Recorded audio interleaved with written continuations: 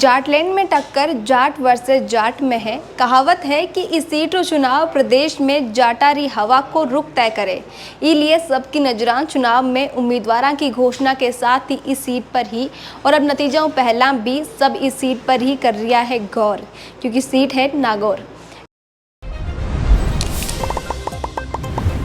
खमा गनीसा राम राम, आप देख रहा हो झलको मारवाड़ पर लोकसभा चुनाव जुड़ी खास पेशकश। मैं नंदिता आपरे साथ।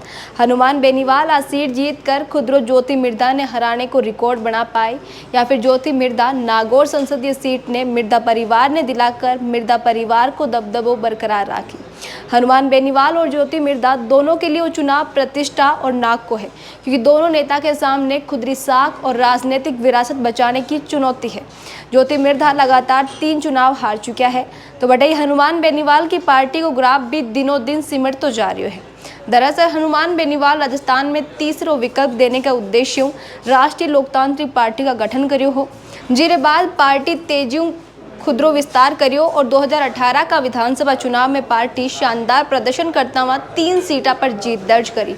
तो 2019 का लोकसभा चुनाव में हनुमान बेनीवाल भाजपा के साथ गठबंधन कर नागौर लोकसभा सीट पर भी खुदरो परचम लहराया हो। इसके अलावा नागौर निकाय और पंचायत चुनाव में भी हनुमान बेनीवाल की पार्टी अच्छो प्रदर्शन करियो हो, पर 5 साल बाद ही हनुमान बेनीवाल की पार्टी को प्रदर्शन अचानक कमजोर पड़ने लागो। वजह जो भी हो, पर 2023 का विधानसभा चुनाव में हनुमान बेनीवाल की पार्टी को प्रदर्शन बहुत ही निराशाजनक रही। हनुमान बेनीवाल पूरा राजस्थान में 73 ज़्यादा उम्मीदवार उतारा, जहाँ केवल हनुमान बेनीवाल की बड़ी मुश्किल जीत दर्ज हुई है। बाकी सारा उम्मीदवारों ने हार को सामना करना पड़ो। हनुमान बेनीवाल खुद बहुत संघर्षपूर्ण मुकाबला में 2000 वोटों ही जीत्या। लोकसभा चुनाव ठीक पहला बारी पार्टी का नेता रिया उम्मीदवार बेनीवाल हनुमान बेनीवाल ने अलविदा कहकर कांग्रेस को हाथ थाम लिया और बाड़मेर कांग्रेस ने खुद प्रत्याशी बना दिया। दूसरी तरफ लोकसभा चुनाव में इस बार हनुमान बेनीवाल कांग्रेस गठबंधन कर लिया और खुद इंडिया गठबंधन का प्रत्याशी के रूप में नागौर चुनाव लड़ा है। अब बात करा बीजेपी प्रत्याशी ज्योति मिर्धा की। वे नागौर 2014 और 2019 को लोकसभा चुनाव हारने के साथ ही 2023 को विधानसभा चुनाव भी हारा है। लगातार 3 चुनाव हारने के बावजूद इस बार फिर वे प्रत्याशी के रूप में चुनावी मैदान में है। 2014 में ज्योति मिर्धा कांग्रेस प्रत्याशी के रूप में मैदान में हा, तब बाने बीजेपी प्रत्याशी CR चौधरी करारी शिकस्त मिली ही। तो 2019 का लोकसभा चुनाव में बाने बीजेपी के साथ गठबंधन करके मैदान में उतरने वाला हनुमान बेनीवाल मात मिली ही।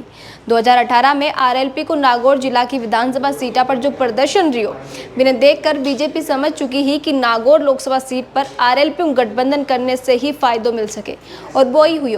पर आगे चलकर हनुमान बेनीवाल और बीजेपी के बीच काफ़ी मतभेद हुई गयो, खास करके किसान आंदोलन ने लेर। इसलिए अब की बार वे शुरू से ही बीजेपी दूरी बनाकर चल रहा है, पर कांग्रेस की तरफ बार थोड़ो झुकाव हो, जो विधानसभा चुनाव में भी नजर आयो।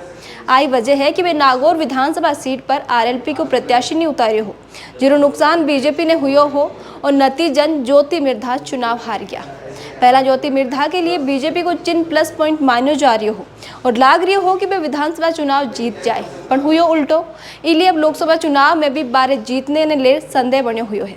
पहला ज्योति मिर्धा खुदरी हार रे पीछे कांग्रेस पार्टी ने बताता रिया हा, पर अब की बार तो वे बीजेपी प्रत्याशी के रूप में चुनाव लड़ा हा। PM मोदी का चेहरा पर चुनाव लड़ा हा, तब भी विधानसभा में हार को सामना करना पड़ो।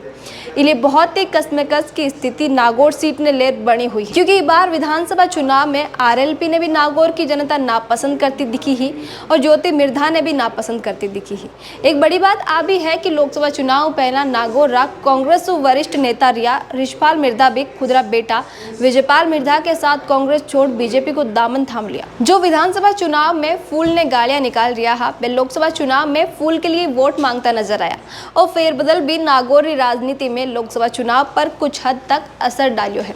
अब एक नज़र में नागौर लोकसभा सीट के अंतर्गत आने वाली विधानसभा सीटा ने मतदान प्रतिशत के साथ देखा और विधानसभा वाइज नागौर लोकसभा सीट की स्थिति ने समझने को प्रयास करा। नागौर, मकराना, लाडनू, डीडवाड़ा, जायल, नावा, परबतसर और खियूसर ये 8 विधानसभा सीट नागौर के अंतर्गत आवे। नागौर सीट पर मतदान प्रतिशत 60.95% रियो। नागौर में सबसे ज़्यादा मतदान ई विधानसभा में ही हुई हो।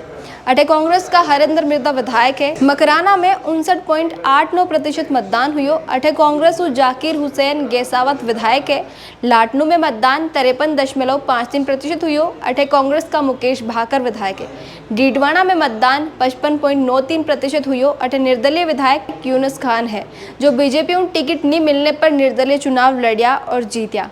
डीडवाना में मुस्लिम समुदाय का वोट ज्यादा है और बेबियां भी कांग्रेस का परंपरागत वोटर्स माना जावे। साथ ही बीजेपी यूनुस खान ने टिकट नहीं दियो, ये बात भी मुस्लिम समुदाय नाराज लाग रही है, जिन्हें देखता हुआ वो कह सका कि बीजेपी ने डीडवाना में ई बार नुकसान हो सके। यूनुस खान जीता उम्मीदवार हा, इरे बावजूद बाने बीजेपी टिकट नहीं दियो, जिरे पीछे वजह आ ही कि विधानसभा चुनाव में बीजेपी राजस्थान में एक भी मुस्लिम कैंडिडेट ने टिकट नहीं दियो हो। जायल में 55.93% मतदान हुई। अटे बीजेपी से मंजू बागबान विधायक है। नावा में 58.36% मतदान हुई। अटे बीजेपी विजय सिंह विधायक है। परबतसर में 54.78% मतदान हुई। अटे कांग्रेस का रामनिवास गावड़िया विधायक है। खींवसर में 58.82% मतदान हुई। अटे खुद हनुमान बेनीवाल विधायक है।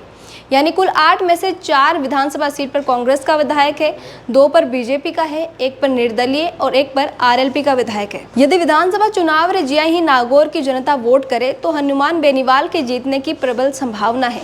बटे यदि जनता मोदी जी का चेहरा ने देखकर वोट करे तो ज्योति मिर्धा ई बार खुदरा हारने का पनौतीपन ने हटा सके। इसलिए देखना ओ है कि नागौर की जनता दोनों उम्मीदवार में से कुण ने खुदरो सांसद चुनकर संसद भवन भेजी और कुण का राजनीतिक वजूद जिंदा रह सी। आपने कई लाग रही है नागौर की जनता इस बार कुण की किस्मत चमकाई, कमेंट में लिखकर जरूर बताइए, क्योंकि दर्शकारी राय माने लिए काफी मायने रखे। वीडियो ने ज्यादा से ज्यादा लाइक करो, शेयर करो और बनाए रखो झलकों पर आप प्यार और विश्वास। यूं ही खमा गणिसा।